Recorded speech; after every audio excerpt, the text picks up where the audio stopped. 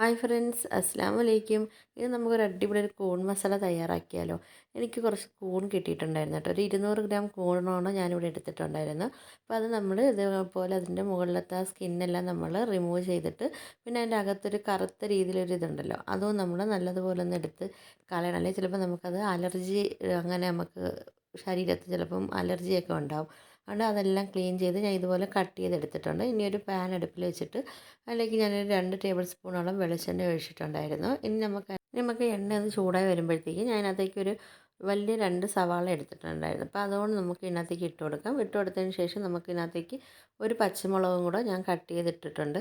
ഇനി നമുക്ക് കുറച്ച് കറിവേപ്പിലയും കൂടി ഇട്ടിട്ട് നമുക്കിതൊന്ന് നല്ലതുപോലെ ഇളക്കി കൊടുത്തതിന് ശേഷം ഒരു 1/4 ടീസ്പൂണോളം ഇഞ്ചി വെളുത്തുള്ളി പേസ്റ്റ് കൂടി ഇട്ടിട്ട് അതിൻ്റെ ഒരു പച്ച മണം മാറുന്നത് വരെ നമുക്കൊന്ന് ഇളക്കി കൊടുക്കാം. പിന്നെ ഇത് നമ്മൾ ഉള്ളിയൊക്കെ ഈ ഒരു കളറായതിന് ശേഷം ഇതിനകത്തേക്ക് നമുക്ക് മസാലപ്പൊടികൾ ഇട്ട് കൊടുക്കാം. മഞ്ഞൾപ്പൊടി, മുളക് പൊടി, മല്ലിപ്പൊടിയും ഗരം മസാലയും കുരുമുളക് പൊടിയും കൂടി ഇട്ടിട്ട് നമുക്കിതൊന്ന് നല്ലതുപോലെ ഒന്ന് സോട്ട് ചെയ്ത് കൊടുക്കാം. എന്നുവെച്ചാൽ അതിൻ്റെ ആ പച്ച ചെവയൊക്കെ ഒന്ന് മാറുന്നത് വരെ ഒന്ന് ഇളക്കി കൊടുത്തതിന് ശേഷം ഒരു പഴുത്ത തക്കാളിയും കൂടെ ഇതുപോലെ കട്ട് ചെയ്തിട്ട് നമുക്കിതിനകത്തേക്ക് ഇട്ട് കൊടുത്തതിന് ശേഷം നല്ലതുപോലെ ഒന്ന് മിക്സ് ആക്കിയതിന് ശേഷം നമുക്കൊന്ന് അടച്ച് വെച്ചൊന്ന് വേവിക്കണം.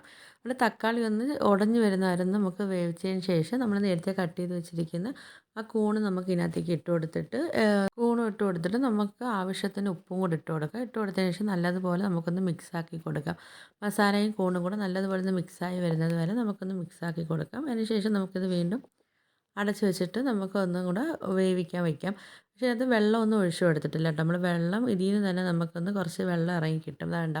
ഇപ്പോൾ നമുക്ക് കുറച്ച് വെള്ളം നമുക്കിതിനകത്ത് നിന്ന് ഇറങ്ങിയിട്ടുണ്ട്. ഇനി നമുക്ക് ഒന്നും കൂടെ ഒന്ന് ഇളക്കി കൊടുക്കാം. നമ്മൾ ഇടയ്ക്കിടയ്ക്ക് ഒന്ന് ഇളക്കി കൊടുക്കണം. അല്ലെങ്കിൽ ചിലപ്പം അടി പിടിക്കാൻ ചിലപ്പോൾ ചാൻസ് ഉണ്ട്. അപ്പം നമുക്കൊന്ന് ഇളക്കി കൊടുത്തതിന് ശേഷം വീണ്ടും നമുക്കിതൊന്ന് അടച്ച് വെച്ചിട്ട് ഒന്ന് വേവിക്കണം. പിന്നെ നിങ്ങൾക്ക് എൻ്റെ വീഡിയോസൊക്കെ ഇഷ്ടപ്പെടുകയാണെങ്കിൽ ഒന്ന് ലൈക്ക് ചെയ്യുകയും ഷെയർ ചെയ്യുകയും സബ്സ്ക്രൈബ് ചെയ്യുകയും കൂടെയുള്ള ബെല്ലൈക്കണും കൂടെ ഒന്ന് എനേബിൾ ചെയ്യണേ.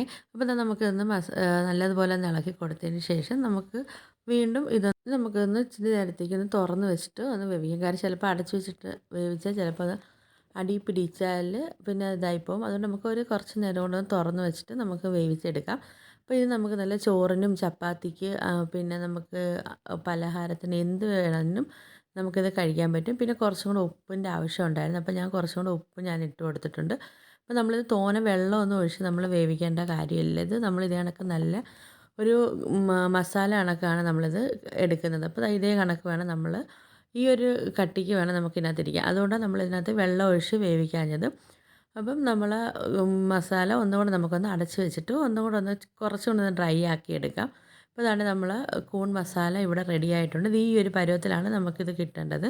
അപ്പം നിങ്ങളെല്ലാവർക്കും എൻ്റെ വീഡിയോസൊക്കെ ഇഷ്ടപ്പെടുകയാണെങ്കിൽ ഒന്ന് ലൈക്ക് ചെയ്യാനും ഷെയർ ചെയ്യാനും മറക്കരുത്.